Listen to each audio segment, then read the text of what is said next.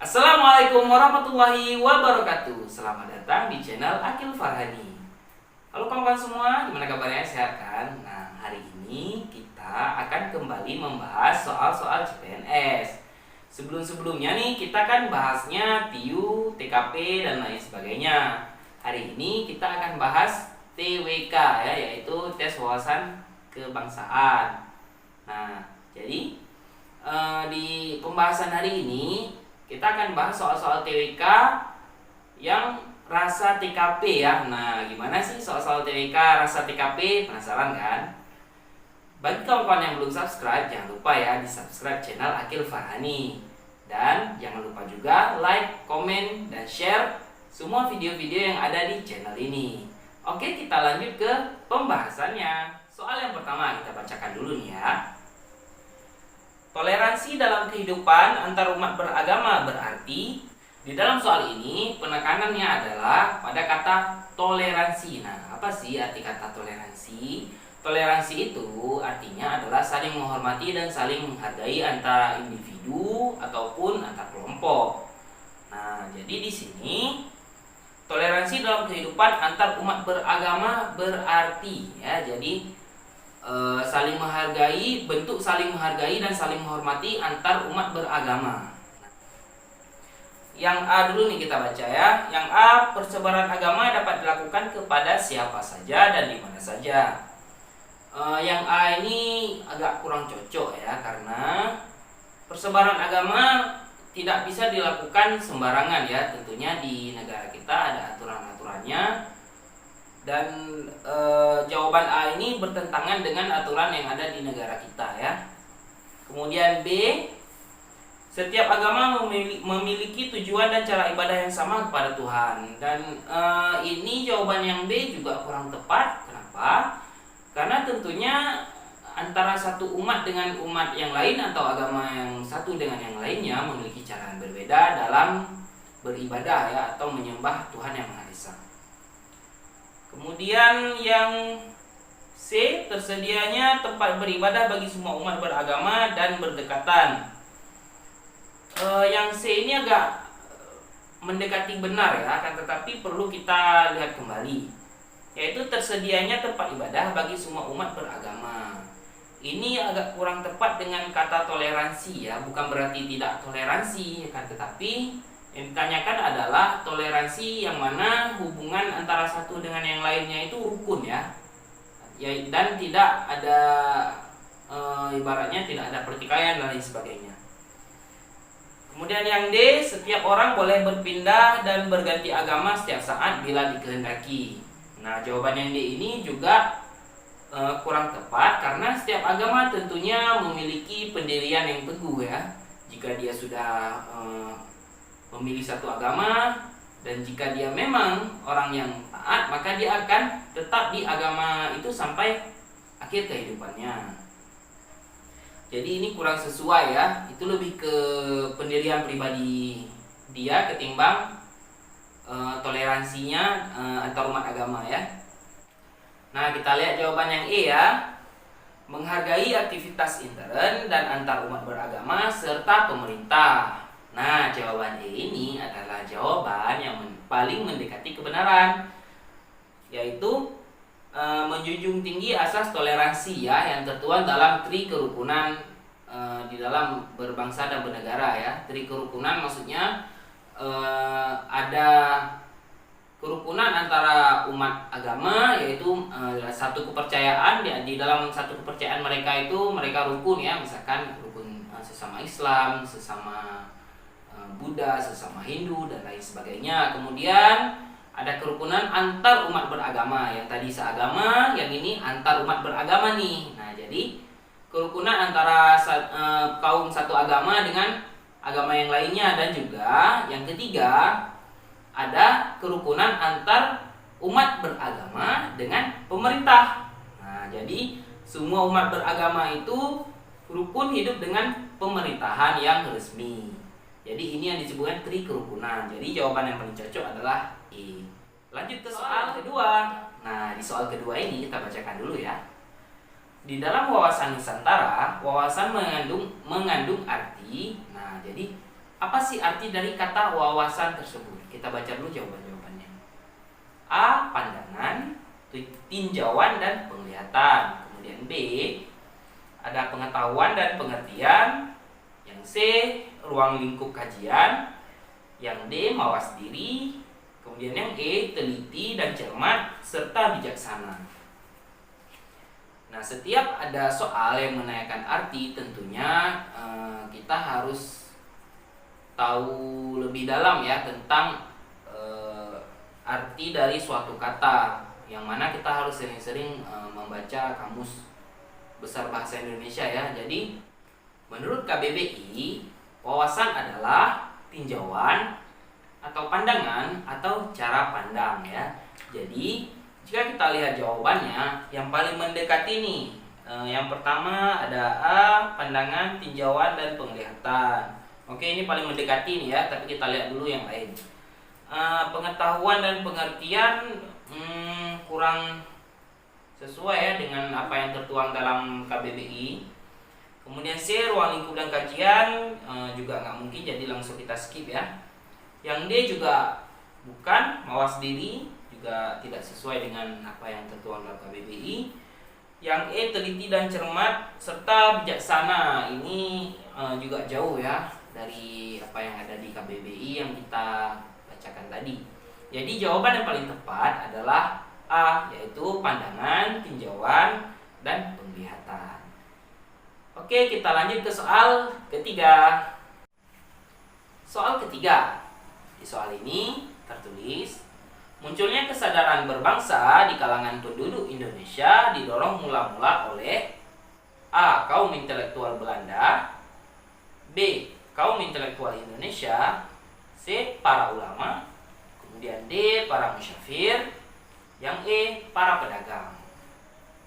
Nah, jadi di soal ini yang ditanyakan adalah munculnya kesadaran berbangsa di kalangan penduduk Indonesia di awal-awal masa pergerakannya.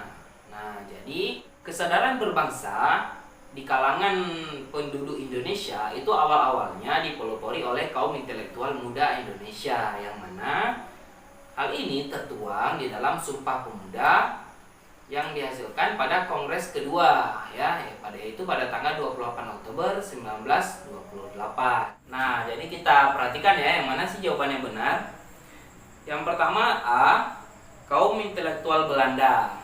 Nah, yang ini disebutkan kaum intelektual ya, tetapi dari pihak Belanda. Yang ini kurang tepat ya, karena yang ditanyakan di soalnya adalah penduduk Indonesia. Pastinya bukan orang Belanda dong. Nah, yang B. Kaum intelektual Indonesia. Nah, ini jawabannya bisa disimpan dulu ya. Kemudian C. Para ulama. Yang D. Para musyafir. Yang E. Para pedagang. Nah, yang paling tepat adalah kaum intelektual Indonesia. Kenapa? Walaupun tidak disebutkan pemuda ya, tidak disebutkan khusus pemuda di dalamnya, namun di sini termasuk kaum intelektual. Jadi pada awal-awal munculnya gagasan untuk kemerdekaan, yang disebut dengan kaum intelektual adalah kaum-kaum pemuda. Nah, jadi jawabannya paling tepat adalah B, yaitu kaum intelektual Indonesia. Oke, kita lanjut ke soal berikutnya. Soal yang keempat. Nah, di soal ini tertulis, ketika berbelanja di minimarket, kasir melakukan kesalahan penghitungan. Sikap saya adalah, nah, suatu hari kita belanja ke minimarket, akan tetapi setelah dilakukan penghitungan, kasirnya itu melakukan kesalahan dalam penghitungan barang-barang yang kita belanjakan. Nah, yang ditanyakan sikap yang kita ambil itu bagaimana ya? Nah, jadi soal-soal begini yang disebut dengan TWK rasa TKP. Nah, kenapa dikatakan TWK rasa TKP? Jika sekilas dibaca, soal ini seperti soal TKP karena menanyakan sikap. Nah, tapi jangan salah nih kawan-kawan. Apa sih bedanya TWK atau soal-soal TWK dengan soal-soal TKP nih? Soal-soal TWK itu dia lebih ke menyorot kepribadian kita ya, menyorot kepribadian kita di dalam kehidupan kita sehari-hari, tidak ada hubungannya dengan pekerjaan kita, tapi lebih ke kehidupan kita sehari-hari.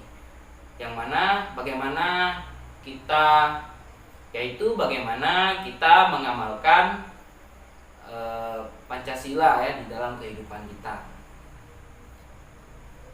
Nah, di soal ini jawaban yang A mengkonfirmasi untuk mendapat kebenaran. Kemudian yang B mengonfirmasi jika saya dirugikan. Yang C tadi yang B ya. Kemudian yang C mengonfirmasi jika selisih harga terlalu tinggi. D abaikan saja karena bukan kesalahan saya. Kemudian yang E abaikan saja karena mungkin harganya telah berubah. Nah, jawaban yang A yaitu kita konfirmasi untuk mendapatkan kebenaran. Apakah benar bahwa ini telah terjadi kesalahan atau telah ada perubahan harga ya yang tidak diberitahukan kepada kita selaku konsumen. Kemudian yang D mengonfirmasi jika saya dirugikan. Jadi kita langsung mengatakan bahwa kita telah merasa dirugikan tanpa kompromi terlebih dahulu. Yang C mengonfirmasi jika selisih harga terlalu tinggi. Kita mengonfirmasi bukan karena kita merasa dirugikan, akan tetapi karena selisih harganya itu terlalu tinggi ya. Kita lebih fokus ke selisih harga.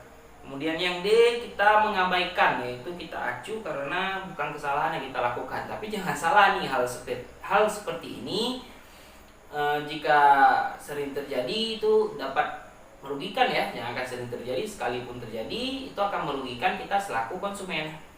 Kemudian yang E abaikan saja karena mungkin harganya telah berubah. Jadi kita tidak peduli ya, karena merasa oh ini mungkin harganya udah berubah, tapi memang tidak diberitahukan kepada kita selaku konsumen. Nah, jadi jawaban yang paling tepat dari sini adalah A, yaitu mengonfirmasi untuk mendapatkan kebenaran. Jadi kita konfirmasi bukan langsung menuduh, tetapi untuk mendapatkan kebenaran apakah memang harganya telah naik atau kasirnya melakukan kesalahan dalam penghitungan. Nah, jadi soal-soal begini yang disebut dengan TWK rasa TKP tadi. Nah, jadi sering kita dapatkan. Kita lanjut ke soal yang kelima. Nah, di soal ini tertulis, dalam melaksanakan suatu tugas yang dipercayakan kepada Anda, sikap Anda adalah. Nah, di soal ini juga seperti TKP ya bentuknya. Dia bentuknya seperti TKP, namun soal ini masuk ke kategori TWK.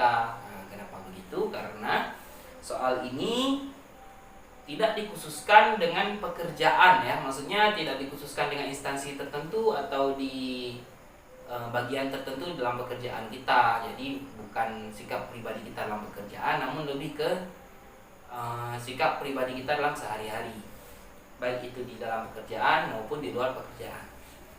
Nah, di sini dalam melaksanakan suatu tugas yang diberikan kepercayaan kepada kita, sikap yang kita ambil itu bagaimana ya?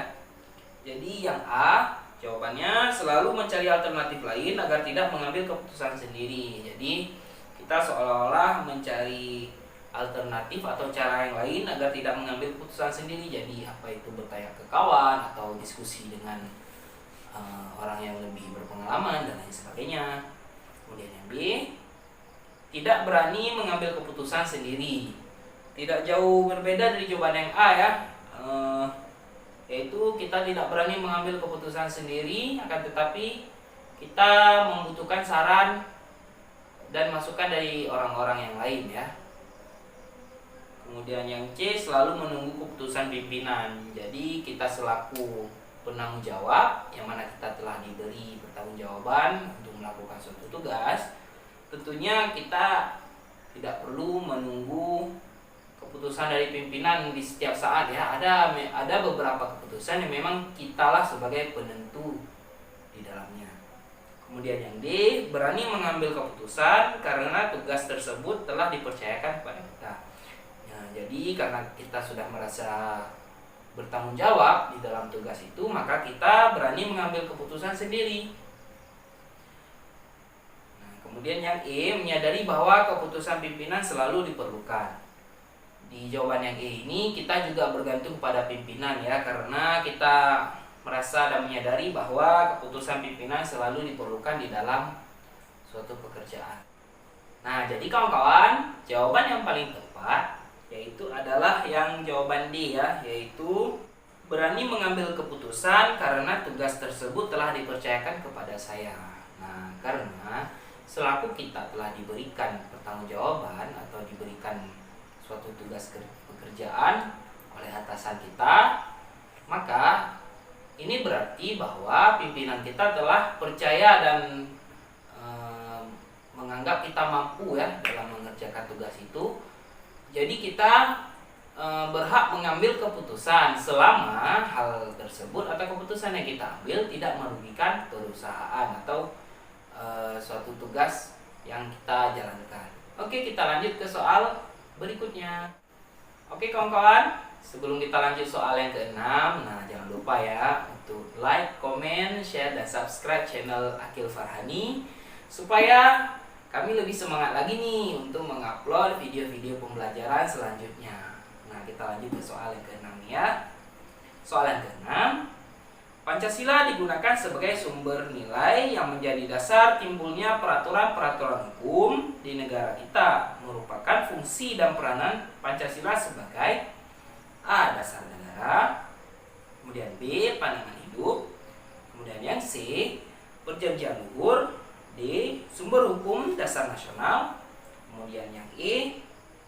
Kepribadian bangsa. Jadi aku akan tampilin nih buat kawan-kawan semuanya apa-apa aja yang disebut dengan fungsi dan peranan Pancasila.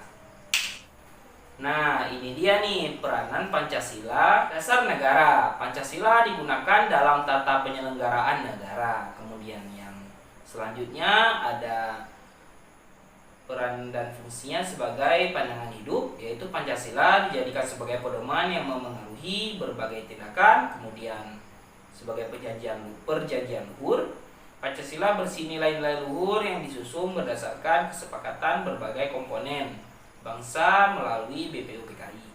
Kemudian disusul lagi dengan sumber hukum dasar nasional, yaitu fungsinya sebagai sumber nilai-nilai yang menjadi dasar timbulnya peraturan-peraturan hukum ya.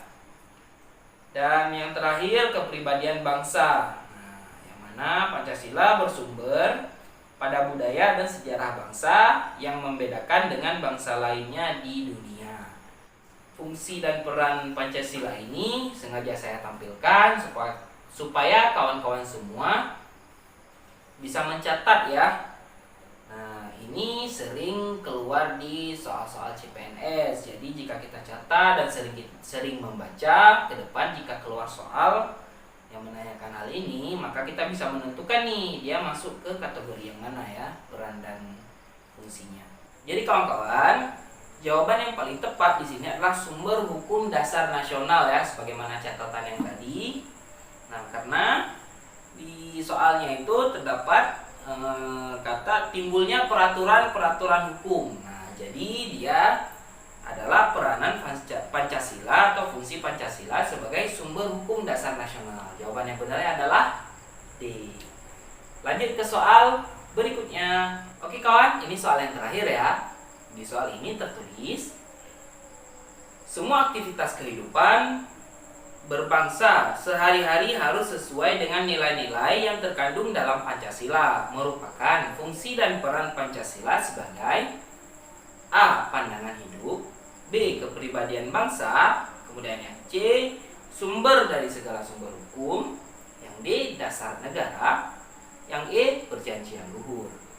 Nah, jadi kawan-kawan, di soalnya ini kembali ditanyakan fungsi dan peran Pancasila ya. Jadi semua aktivitas kehidupan berbangsa sehari-hari harus sesuai dengan nilai-nilai yang terkandung dalam Pancasila, yaitu merupakan fungsi dan peran Pancasila yang mana nih? Nah, kita tampilkan lagi nih ya. Yaitu dasar negara, Pancasila digunakan dalam tata penyelenggaraan negara. Kemudian pandangan hidup, Pancasila dijadikan sebagai pedoman yang memengaruhi berbagai tindakan. Kemudian perjanjian luhur, Pancasila berisi nilai-nilai luhur yang disusun berdasarkan kesepakatan berbagai komponen bangsa melalui BPUPKI. Kemudian Kemudian yang keempat sebagai sumber hukum dasar nasional. Nah, di sini Pancasila digunakan sebagai sumber nilai-nilai yang menjadi dasar timbulnya peraturan-peraturan hukum.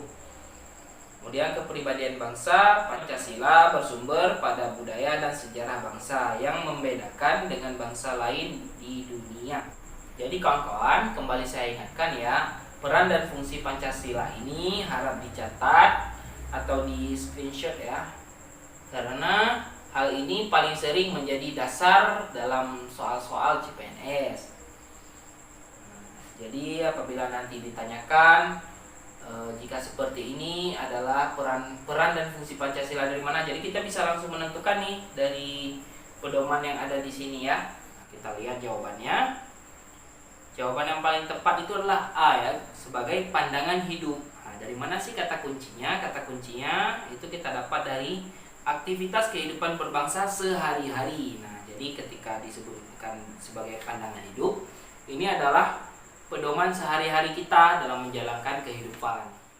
Oke kawan-kawan, cukup di sini aja ya pembelajaran kita untuk kali ini. Kita lanjutkan di video selanjutnya. Jangan lupa like, komen, share, dan subscribe channel Akil Farhani untuk mendapatkan video-video selanjutnya. Dan jangan lupa juga nyalakan lonceng notifikasinya. Jadi ketika kami memperbarui video-video yang ada di channel ini, kawan-kawan semuanya akan dapat pemberitahuan dari YouTube. Oke, bye. Assalamualaikum warahmatullahi wabarakatuh.